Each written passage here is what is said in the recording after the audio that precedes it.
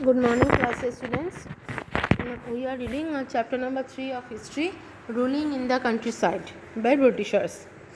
In the last part, we have read about how to East India Company established and its firm control over administration take up off from India, and they are circulated the new policy like Deewani rights. दीवानी प्रथा का वो लोग चालू किए थे कि अंग्रेज को लगा सिर्फ टाउन्स के ऊपर परिसेवा देने के टाउन्स के ऊपर नज़रदारी रखने से ही नहीं चलेगा, गांव से भी नज़र देना पड़ेगा और वहाँ से भी लैंड रेवेन्यू मतलब कर वसूल करना ज़रूरी है. नाउ स्टार्ट हम टॉपिक लैंड रेवेन्यू पॉलिसी. ये ज़मीन के ऊपर से जो टैक्स कलेक्शन कर रहे थे उनके बारे में पढ़ेंगे. The villages were self-sufficient and agriculture was the main occupation. British ने देखा कि गांव की तरफ नज़र डालने का मकसद ये होगा, गांववासी का पहला काम क्या है, खेतीबाड़ी करना, और गांव में ज़मीन जायदाद ज़्यादा रहता है. Most of the products were produced in the village itself. आधा से ज़्यादा प्रोडक्ट जो भी सामान उत्पादन होता था वो गाँव की तरफ से ही होती थी. Every village had a panchayat to settle dispute. तब के ज़माने से, अंग्रेज के ज़माने से देखा जा रहा है, तब भी के ज़माने में भी कि गांव में पंचायती शासन व्यवस्था, पंचायत बोल के एक चीज़ थी जो कि समस्या को समाधान करते थे. जैसे आज के ज़माने में ग्राम में पंचायत प्रधान ये सब होते हैं, तब भी थे. The farmers had the right over the land. तब उस समय किसानों के अपनी ज़मीन के ऊपर पूर्ण अधिकार था. व्हिच दे कल्टिवेटेड, जो भी वो लोग कल्टिवेट करते थे during the time of disaster. आपद हो, प्राकृतिक आपद हो या फिर ना हो, जो भी सामान वो लोग उत्पादन करेंगे उसके ऊपर हक उनका रहता था. The revenue was either reduced और वेव. रेवेन्यू या तो घटता था या छूट माफ़ हो जाती थी. When East India company came to India, लेकिन जब भारत में कंपनी का शासन शुरू हुआ, they obtain the diwani rights of Bengal. वो लोग दीवानी शासन व्यवस्था बंगाल में चालू किया, Bengal, Bihar and Orissa in 1765.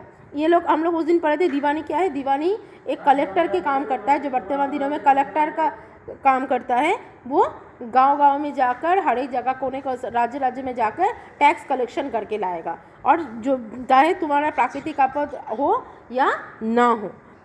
They continue to collect revenues in the traditional method by the company official. Company जैसे उन लोगों को सिस्टम निर्देश देता था, दीवानी वैसे ही काम करते थे. The official started collecting huge amount from the farmers unofficially. अब अत्याचार बढ़ने लगा, जैसे ही वो लोग का ज़्यादा लालच इतना बढ़ रहा था कि फार्मरों से, किसानों के ऊपर से अत्याचार करके अनऑफिशियली, इलीगली ज़्यादा से ज़्यादा अमाउंट को रेवेन्यू के तौर पे हासिल कर रहे थे. व्हेन इनकम गॉट रिड्यूस, अब जब इनकम घट रहा है, वॉरेन हेस्टिंग इंट्रोड्यूस्ड ए सिस्टम कॉल्ड लजरादारी सिस्टम.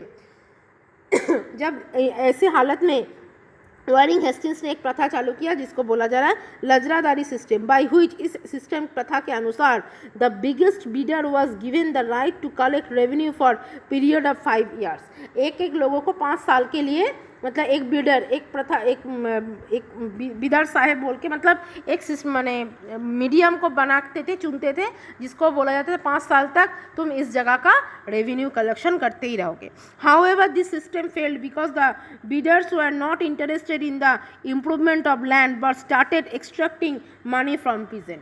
अब बीडर्स लोगों को चूज़ किए थे कि 5 साल तक एक जगह को चूज़ कर दिया, इस जगह का लैंड रेवेन्यू कलेक्शन करने का जिम्मेदारी पूरा तुम्हारा. लेकिन बीडर्स क्या किया, बीडर्स भी कंपनी के ऊपर से दिमाग चलाने लगा. लालच इंसान को वही करता है. वो लोग क्या किया, उससे प्रेजेंट से कैसे रेवेन्यू के तरफ ज़्यादा रेवेन्यू कंपनी को लाने देने के बजाय अपना स्वार्थ कैसे निभाएगा, उस तरफ वो लोग ध्यान देना शुरू कर रहे थे. Since the collection of tax was a vital requirement of the company. Company देखा ऐसे करके तो नहीं चलेगा, समस्या में पड़ने पर हम लोग पढ़ रहे. They introduced 3 new system to collect revenue. ये प्रथा, 3 और नए प्रथा वो लोग चालू किए कर वसूल करने के लिए. These were the permanent settlement. ये जो था वो क्या था, permanent settlement. The Mahalwari system and the Ryotwari system. दो सिस्टम क्या है, permanent settlement, the Mahalwari system and the Ryotwari system. ये 3 प्रकार के प्रथा वो लोग चालू किए, जिसके बदौलत से लैंड से, ज़मीन से कर वसूल करने का सिस्टम चालू हुआ. Next page number 22.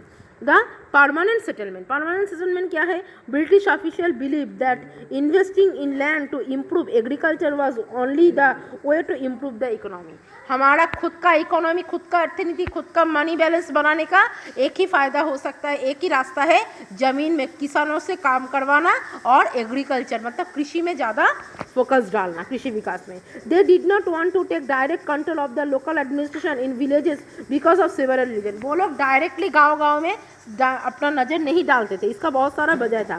They did not want to annoy those people who had traditionally enjoyed power and prestige in the village। वो ये भी नहीं चाहते जो बहुत दिन से शासन करते आ रहा है, जैसे हर एक गांव का नायब, मुनीम जो थे, राजा नवाब जो लोग थे, वो लोग को अपना काम करने देते थे, ज़्यादा इंटरफेयर पसंद नहीं कर, क्योंकि वो लोग समझते थे कि हम लोग तो इनका भाषा नहीं समझेंगे, जो इनका भाषा समझेगा वही काम हासिल कर पाएगा। आखिर मुझे काम से मतलब है और कोई दूसरा चीज़ देखने का ज़रूरत नहीं है।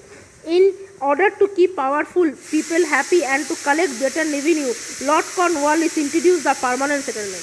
लोग खुशी होकर ज़्यादा से ज़्यादा प्रोडक्शन करे, उत्पादन अपना बढ़ाए प्रोडक्ट का और खुशी खुशी पेमेंट करे, रेवेन्यू दे, इसीलिए लॉर्ड कॉर्नवालिस ने परमानेंट सेटलमेंट का पॉलिसी लागू किए थे। मैंने एक बार तुम लोग को ब्रिटिश के बारे में लास्ट चैप्टर में भी बताए थे। हम लोग अंग्रेज के बारे में जब पढ़ेंगे तब सिर्फ अंग्रेज का क्रूड खराबी चीज़ें नहीं देखेंगे। मैं एक बात बोलती आ रही हूँ, हर एक अंग्रेज खराब नहीं थे, ठीक है। लॉर्ड क्लाइव जैसा दुष्ट अंग्रेज भी देखेंगे, सबसे दुष्ट, और कॉर्नवालिस, हेस्टिंग्स, वेलेस्ली जैसा नरम प्रकृति के अंग्रेज भी देखेंगे, जो ज़्यादा से ज़्यादा फॉर्मेशन की तरफ, मतलब ग्लोबलाइजेशन, ग्रोइंग की तरफ, इम्प्रूवमेंट की तरफ सोचे थे। एज पर दिस सिस्टम, मतलब परमानेंट सेटलमेंट सिस्टम में rajas and taluqdar were recognise as zamindar. देखो वो चाहते थे कि राजा जो अपना काम कर रहा है वो अपना काम करे, जमींदार जमीन को देखभाल वाल के काम करेंगे। अब permanent rate of revenue from land was fix. Cornwallis ने एक फिक्स कर दिया था, जिसका जितना ज़मीन है उसके ऊपर रेवेन्यू कर देना पड़ेगा। The zamindar were suppose to collect the land revenue from the peasant. और ये जमींदार लोग क्या करेगा, किसानों के पास जाएगा, उसका जितना ज़मीन है उसके ऊपर जितना कर उसको निर्धारित किया गया है उसके वो कर वसूल करके लाएगा। As per the permanent settlement, the rate of revenue was not to be increased ever in future। Lord Cornwallis ने बोला था परमानेंट सेटलमेंट में जो एक बार रेवेन्यू धार्य हो जाएगा, मतलब जो रेवेन्यू फिक्स हो जाएगा, वो फ्यूचर में कभी बढ़ेगा नहीं। Next, the company official believed that this would give some motivation to जमींदार to invest in the land। और उन लोग को लॉर्ड कॉर्नवालिस के टाइम पे कंपनी को लगा था हम अगर ऐसे करके काम करेंगे तो जमींदार लोगों को भी, मतलब जमींदार लोगों को भी अपने ज़मीन में कलेक्शन करने पे आग्रह रहेगा, मतलब इंटरेस्ट रहेगी। जमींदार would be assured of a long term returns from the land and the company would be assured of continuous flow of revenue. जमींदार अपने काम में स्थिति रहेंगे, बरकरार रहेंगे और कंपनी को भी अपना रेवेन्यू मिलता रहेगा। And last point, it also created a new social class of landlords who were loyal to the British। ऐसे करते हुए उस टाइम जमीन लैंडलॉर्ड मतलब ज़मीन के जो मालिक, ये एक संपदा है, कौन से ज़मीन का कौन सा मालिक है वो ब्रिटिश के साथ डायरेक्टली काम काज में लिप्त हुए थे, जुड़े थे। ड्रॉबैक्स ऑफ परमानेंट सेटलमेंट, मतलब ये परमानेंट सेटलमेंट में ऊपर में हम लोग जो पॉइंट पढ़े वो परमानेंट सेटलमेंट का अच्छाई। अब ड्रॉबैक क्या है? The permanent settlement had many drawback. Permanent settlement का बहुत सारा खराबी दिख भी था। क्या था? The rate of land revenue was too high. Permanent level में जो धार्य किया गया था, फिक्स किया गया था, निर्धारित था, लेकिन बहुत ज़्यादा था, उच्च था। मेनी जमींदार वर अनेबल टू पे द रेवेन्यू। बहुत सारा जमींदार उसको पे करने में मजबूर रहते थे। Those who failed to pay the land revenue in the time lost their zamindari right. जो जमींदार वसूल करके लाने पे मजबूर हो जाएगा, नाकाम रहेगा, वो जमीन से हाथ धो बैठेगा। फोर्थ पॉइंट, जमींदार who loss zamindari rights were angry with the company. और जो एक बार जमींदारी पर हक खो डालेगा, जमींदार बनने का हक खो डालेगा, वो कंपनी का दुश्मन बन जाता था। Zamindars were not interested in investing in development of the land as they hardly received any benefits from it. कोई भी जमींदार अपने ज़मीन को दहेज में नहीं रखना चाहता था। हर कोई चाहेगा कि मेरा ज़मीन स्वतंत्र रहे, मैं इससे जो भी दूंगा कंपनी लेगा, लेकिन कंपनी वो मानने वाला नहीं था। They were happy by taking their share from the crop production. Zamindar के लिए जो क्रॉप, जो खेती बाड़ी करके जो उत्पादन हो रहा था उसी से वो लोग खुश थे। In the early years of 19th century, 19वीं शतक से पहले एग्रीकल्चर प्रोडक्शन ग्रू सिग्निफिकेंट। 19वीं शतक के पहले एग्रीकल्चर, कृषि विकास में बहुत तरक्की हुई थी। This mean that there was an increase in the income of zamindars but land revenue did not increase. इसका यही कारण है, उस टाइम जमींदार अपना जमीन के ऊपर ज़्यादा लुकआउट करते थे। उसके लिए क्या अच्छा करना किया जाए जैसे ताकि मुझे अच्छा फसल मिले, ना कि रेवेन्यू बढ़ता जाए, कर बढ़ता जाए।